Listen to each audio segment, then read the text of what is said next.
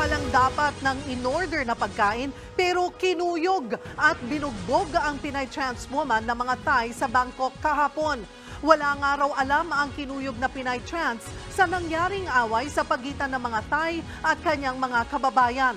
Nasa frontline ng balitang yan, si Brian Basa. Black eye sa isang mata at puro kalmot sa likod at katawan.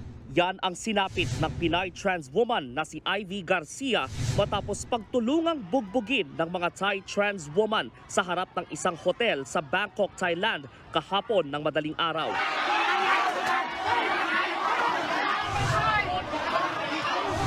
Kwento ni Ivy sa Facebook, hindi raw niya alam na may away ang mga Pinay at Thai na trans. Umu-order lang daw siya ng pagkain at nang kukunin daw niya ito sa labas ng hotel, nagulat siya nang biglang sugurin ng mga Thai. Sa sobrang dami raw ng kumuyog sa kanila, pati pulis hindi kayang umawat. Dagdag pa ni Ivy, hindi raw totoo na nag-away ang mga Thai at Pinay dahil sa agawan ng customer sa pagiging sex workers.